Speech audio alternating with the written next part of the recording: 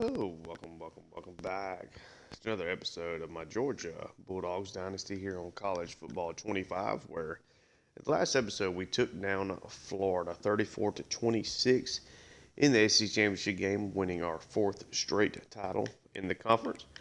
And we are getting ready now for the college football playoffs. This will be our regular season recap, go over award winners. So let's see what happens here when we take over this advance. Take a look at awards and stats. So we had Jordan Hall won the SEC Defensive Player of the Week, of course, and the National Defensive Player of the Week, of course. And now Tobias, SEC Offensive Player of the Week. Okay. So if I'm not mistaken, okay, yeah, so nothing has been named. So we'll take a look at who won the conference championship games. So we had Louisiana Tech over Sam Houston, had Western Michigan over Eastern Michigan, Colorado over Cincinnati, South Alabama beats Coastal Carolina, of course, our win. UAB over USF. UAB might end up making it into the playoffs. Boise State pretty much clinched their way into the playoffs there with a 35-17 win over Utah State. Ohio State by 14 over Penn State. So a really, really impressive victory there for the Buckeyes. Julian saying solid enough. It had 3 total touchdowns with 2 of those coming on the ground. And Devin Lovelace was the guy that caught the touchdown there. Then you have Miami pretty well dominating Virginia Tech there, 38-22 to win the ACC. So let's take a look and see who won some awards and college football playoff bracket. More importantly, there we do get our coach to level up there. Nice to see that. DJ Lagway, Florida, of course.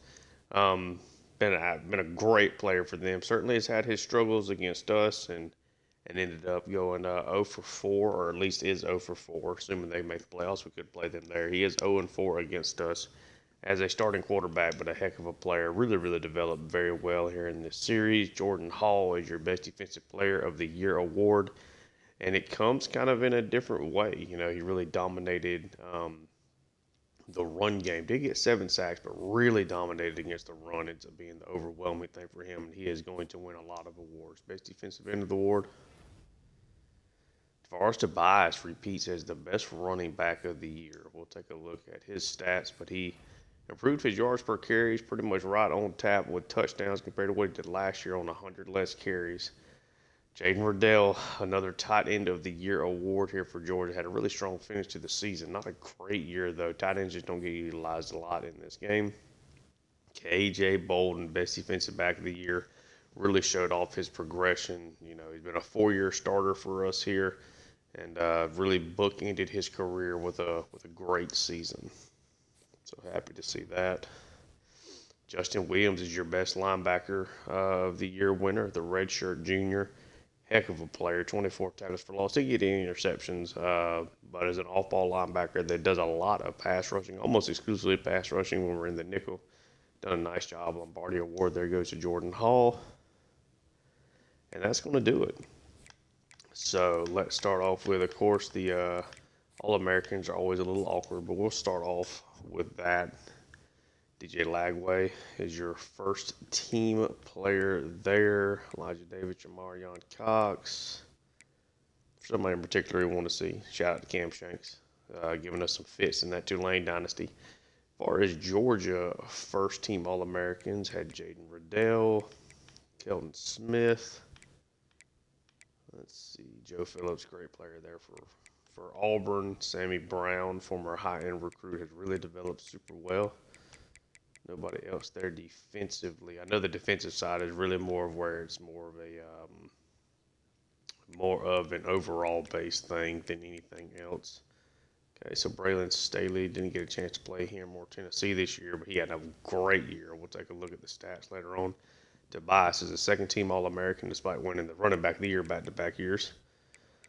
Dylan Raiola also developed extremely well there for Nebraska. Marcus Easley ended up being our starting center this year, ends up getting to the All-American list. Jordan Hall, of course, makes it there as well. Freshman of the year, don't know how Eric Addington is not on this list, but it is what it is. Miguel Fajardo played a little bit for us, ends up making it here as a red shirt freshman. Let's go to the All SEC. Start off first team, had Lagway there, Tobias, Riddell, Kelton Smith, Jordan Hall, Xavier McLeod had a great year as a redshirt senior. Those are the guys that make the first team. Nico has a redshirt senior, finished it up with a second team All SEC season. Marquise Easley out of Najee Green really played well here in his last year, by far the best year of his career. Justin Williams, Chris Jones ends up making it. That's nice to see. Freshman, of course, Kelton Leonard, Eric Addington, Miles Roche. I don't know if he played at all, maybe a little bit. Fajardo played a pretty good bit, and Costa played a little bit. Jadowski makes it as a freshman there. We'll take a look at the award winners. And when it comes to Player of the Year, obviously DJ Lagway ran away with that. The only Georgia player on this list is Jordan Hall. In the mix of a lot of offensive players, it's always really cool to see. We typically have at least one guy make that list. Head coach of the year ends up going to Lamar Davis from UAB. We finished fourth in that one. DJ Lagway is the quarterback of the year. Kelton Leonard does make the top 12, so the first guy that we've had make that stat, I believe. I think Carson Beck had so many interceptions in that first year. I think despite the big passing numbers, I don't think he was in the top 12. At least not that I remember. But Lagway, Rayola, Walker White, all those guys were high-end starters or high-end recruits coming in when the game came out. White ended up at Louisiana Tech. That's not something I noticed. Lenore Sellers for USC had a great year there as well. Running back or defensive back of the year. Of course, it was going to be an all dog in this situation. It ended up being Jordan Hall that wins it. Defensive back of the year again was going to be all dog, and it was KJ Bolden that won it. Running back of the year, Tobias ends up first, and Easy ends up being fourth. I guess just the balanced nature of his stats ended up getting him that high. I did not realize that he was that high. But Tobias wins it for the second time here over Wilcox and Elijah Davis. Keyshawn Robinson out of West Virginia ends up winning wide receiver of the year over Braylon Staley. We're not going to have anybody here. It was definitely a more spread the ball out attack this year. Lombardi was always going to be a dog. Ends up being Jordan Hall. Johnny Unitas Award goes to DJ Lagway. Really won a bunch of awards. Obviously, we don't have anybody up for this particular thing. Defensive back of the year, Jordan Hall wins it. Nobody else other than Green. Sorry. Easily wins best interior, or is third for best interior lineman. Or fourth, it goes to George Ozlewski out of Penn State.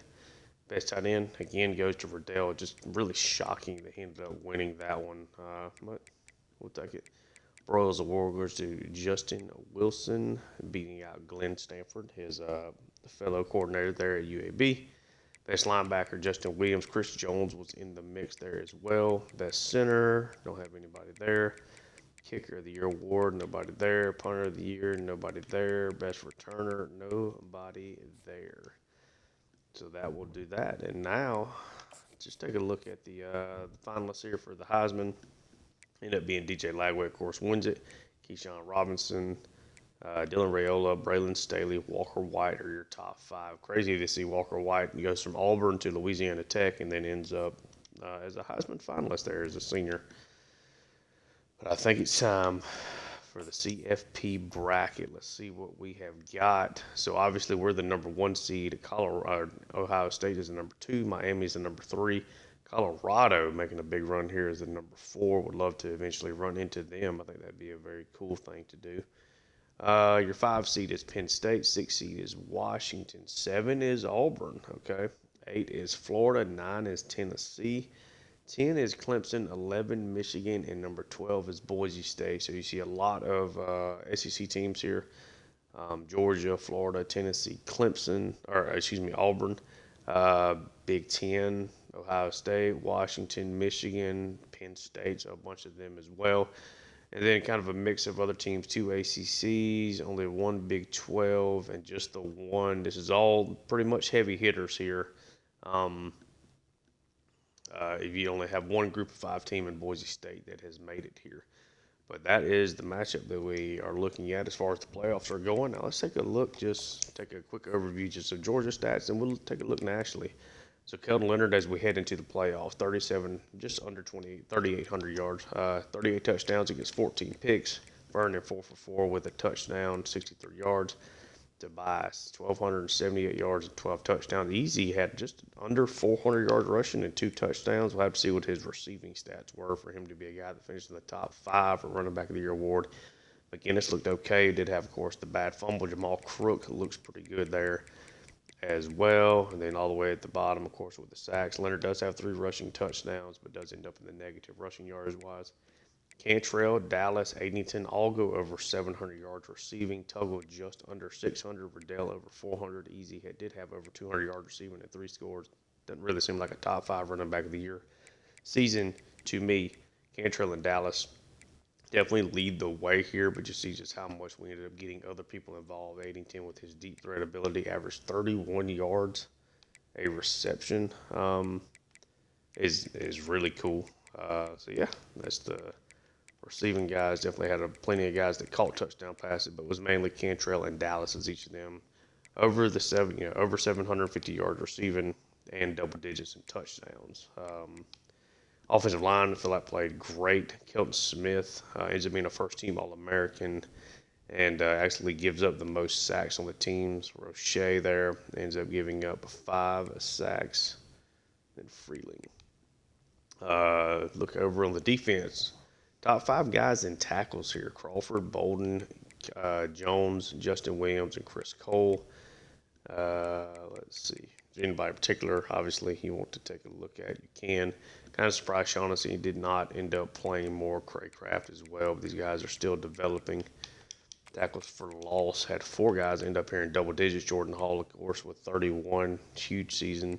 Justin Williams, 24, McLeod, 23, and Green, 19. Then it drops pretty heavily. Where actually KJ Bolden is tied with Chris Jones for 5th on the team with tackles for loss. That's definitely a little surprising. So KJ definitely made his impact. Sacks, Adenaje Green ends up leading away there with 10.5. Justin Williams with 8.5. Jordan Hall, 7.5. McLeod, 6.5. And had a couple of other guys that at least got in on the action there. Interceptions, Chris Jones ends up leading the way with 3. Have 4 guys here with 2. And then Green, Cole, Hooks, Quintavious Johnson, and Shaughnessy each got 1. If we take a look at deflections, Chris Jones and Chris Peel lead the way there. Of course, they don't do well with catches allowed. KJ, Cole, Williams, and Hooks end up having a fumble forced. Had 2 fumble recoveries on the season. And then for touchdowns, we had 3 defensive touchdowns from Jones, Peel, and Tyrese McNabb. Of course, McNabb's happened against Florida State. Ended up being kind of the game changer there. Got us back into that and gave us an opportunity to create a win. So forever a legend for that alone. Kicking wise, we had Shadowskin with 9 of 13, so it wasn't great, but 58 of 59 extra points. Lozano was okay as a punter. Nothing really here when it comes to the kick return or punt return games. So now we'll take a look at things nationally and take a look and see where guys are situated. So passing yardage guys, Ryan Staub out of Colorado as the Buffaloes make the playoffs. He's the leading passer in the country by a pretty significant margin here, even over DJ Lagway. Almost an entire another outing from Lagway from a yards per game basis to Staub. Rashad Ivory, I believe he is the guy that had a really, really good first year too. No, this is his first year as a starter, but great year for him out of South Carolina. Kelton Leonard right now is 4th. Emory Williams out of Miami's 5th. Will Hammond, Jackson Potter, Alejandro Rudder, Brady Dragosh, Matthew Wilson, Walker White. We'll go down to Ryan Brown here. As far as the top guys when it comes to passing yards in the country, passing touchdowns, again at Staub, then Rayola. Leonard is tied for 3rd with Will Hammond, Emory Williams. There's Rudder again. Got Quentin Abram, Israel Carter, Walker White, Nico, Maliava there. There's Ivory again, the South Carolina product. Jackson Carter. Okay. Okay. Ryan Brown. Okay. That takes us for the guys over 30 touchdowns, all the way down to Daniel Beal. And I guess I'll do the passing yards just until we get down to the 3,000 yard mark. Lenore Sellers had a good year. Mike Machald, the redshirt freshman, Florida State, had that really, really great game against a super, super talented guy. But yeah, as you go back, I mean, 400 yards passing, 2 touchdowns. He did throw 2 picks against us, including a pick six. But was pretty good the rest of the way. Was great there against Cal on a strong stretch here at the end of the season as far as not turning the ball over. But had a bit of a rough game there against Florida. Okay. As we go over to rushing now, just 4 1,000-yard rushers. Tobias leading the way right now. Davis, Datrell Jones out of Boston College, and then Quentin Ives out of Nebraska. Not a whole lot of rushing going on, though. Outside of those guys, we'll do like the top 750-yard rushers, maybe something like that. Derek Sermon, Sidney Arrington, Miguel Rossi. Okay, yeah, not a whole lot going on here. Touchdowns, we have Isaiah Wall from UTEP. Tobias, of course, is tied for second with a lot of great players. TJ Horton, despite only having 149 carries, has 12 touchdowns. That's nice. Wilcox, really good on his limited touches for whatever reason, just throwing it a whole lot there. Let's see. Anybody else that really stands out here?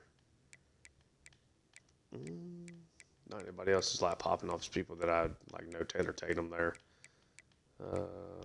Chauncey Bowens, one of our actually former players that we ended up forcing to transfer, encouraging to transfer, ends up showing up there for Nebraska's, or not Nebraska, Navy.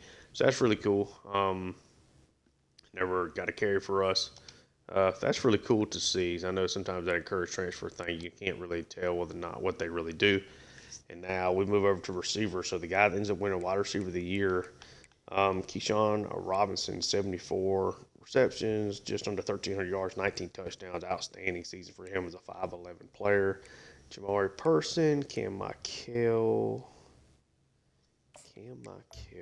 Where did he go to school originally? Because he did not go to Colorado. I don't know. Maybe he did go to Colorado out of high school. He's actually from the area that I'm around in Statesboro. So that's cool to see. I did not remember him going to Colorado out of high school, but maybe he did. Oop, sorry, ended up pressing the wrong thing there. Let's see, Braylon Staley, 21 receiving touchdowns, just an outstanding season for him. Cam Coleman, we really tried to get him to transfer in to Georgia to operate, potentially as our number one, and he ends up having a 1,000-yard season there for Clemson. Easily his best year, if I'm not mistaken. I think he was pretty solid. Second year at Clemson, he ended up not playing much that junior year, but really had a big season there. Okay, we'll keep on running it down. Maybe do like the guys with at least 900 yards. Ryan Williams did cross over the 1,000-yard mark, big time, big play guy. Averaged just under 20 yards a reception. LaWayne McCoy started off the year as a top 5 guy in the Heisman, and we kind of questioned it because of the stats that he had coming into this year in his career. But while not ending up being a Heisman finalist, did have a great year there for them, Florida State. And I think that's going to be about do what we're trying to look for. Let's see, defensively, Stephen Dennis leads all of college football there in tackles. Let's see if there's anybody in particular that kind of stands out. I'll let you guys get a look at some other guys. Jeff Uche, Morgan Pearson, Sammy Brown, Kavion Keys, okay. Quay Rusaw, Lewis Carter. Okay, tackles for loss, which these stats end up being real awkward, so let's do interceptions. Actually, we'll just do this. So we'll do sacks, and then we'll just go conference by conference. So Blunt leads the ACC. Xavier Hamilton from USF leads the American. Looks like Owens and Lane lead the way there in the Big 12. Armstrong at Nebraska, House at Washington, then men's at Minnesota there. Conference USA got two guys in the double digits. Independence looks like nobody from any of those teams. A bunch of guys here in the MAC end up making it, including a 17 sack season here for Nick Roy. A couple guys here in the Mountain West make it. One guy in the Pac-12. Quincy Cox, who we feel like really tried to recruit coming out of, maybe we didn't know. I feel like we did try to recruit him coming out of high school. Ended up leading the way there in the SEC. Green, of course, a transfer that we brought in a couple years ago, ends up being second. And then Hobbs had three guys in the conference, end up going in the double digits there.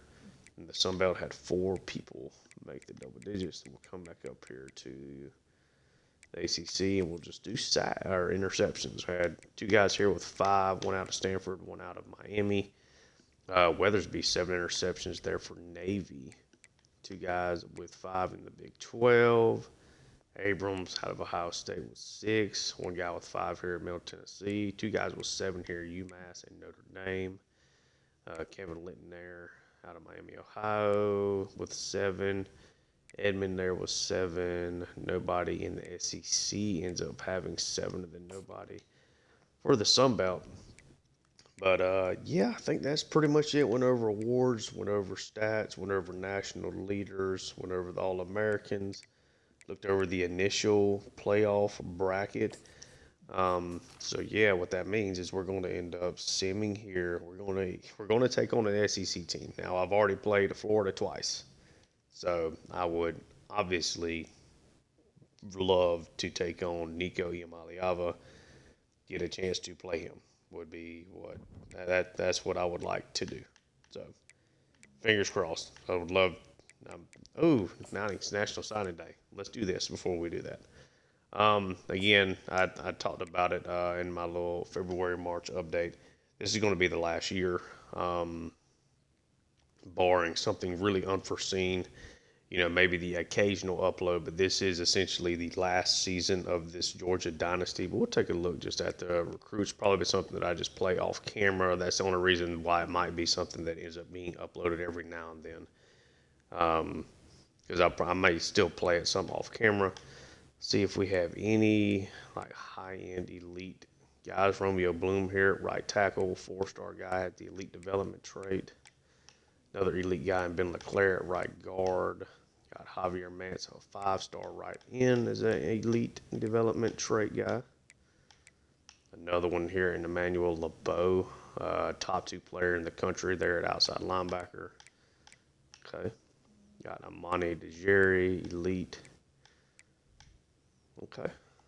Sounds good to me. Oh, and I guess right now we do operate with the number 1 class in the country.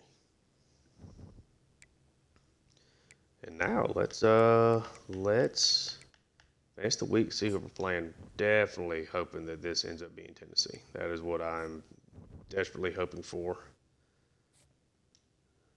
And who is it? Taking on the Florida Gators again for the second. It'd be the second straight game we played against them. The third game on the season. DJ Lagway just will not go away.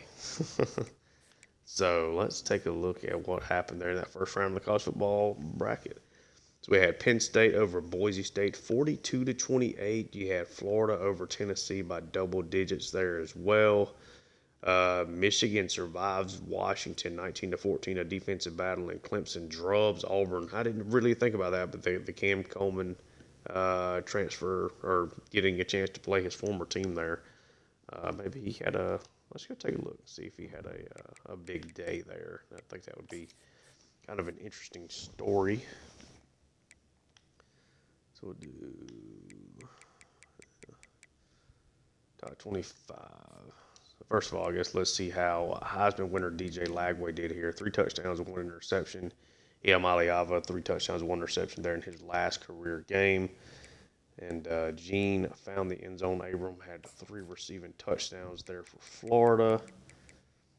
We'll just take a look at this Michigan-Washington game here as well. So Derek LeBeau's a redshirt freshman. That was a really good quarterback class. You had Kelton Leonard, you had Mike Machado out of Florida State. A lot of really good players in that single class. Neither one of these quarterbacks played very well there at all. Lemo definitely played better. Trapucka here is okay. Duke found the end zone, just not a whole lot going on here statistically for either team. Obviously with a low-scoring game. Then we had Penn State. It's a really, really talented Penn State team. I mean, survive a 4-touchdown effort from Caleb Annett from Boise State. Big-time performance there. Chester Lodeholt, 13 catches, 177 yards, 2 tuds for him. Okay. Definitely looks like it was a Boise State team that was just a little outman. John Hicks, they didn't throw the ball a ton here. He did what he had to do. Didn't really didn't run the ball a ton either. Just, okay. Stats kind of look weird for a team that scored 42 points. Did have a kickoff return touchdown. Okay. And then let's take a look at this Clemson-Auburn game. Just really excited to see Fazina, 4 touchdowns, 1 interception. Jay Haynes, 68 and a tud.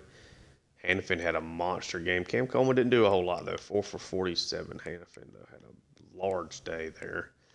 Cromman Hope, of course, the former Florida State quarterback, 2 touchdowns there for Auburn. Had a 3rd rushing as far as rushing. Malcolm Simmons did score twice. But, yeah, the next time I see you guys in this series, we're going to be taking on the Gators again. This time, though, in the Sugar Bowl. You see right here on the right side, that is your playoff bracket and who's playing each other in this round. Should be an exciting, foursome of games. If you enjoyed the content, please like and subscribe. Check out my Tulane Dynasty, which will be continuing past this season that it's currently working on. Check out my Atlanta Hawks franchise. We're in the playoffs there in that series. And, looking forward to starting a franchise with MLB The Show, which is coming out, I think, at the time of recording. We got about 10 days-ish left before that comes out. Super excited to get that going and add something new to the channel. But, thank you so much for tuning in. Until next time.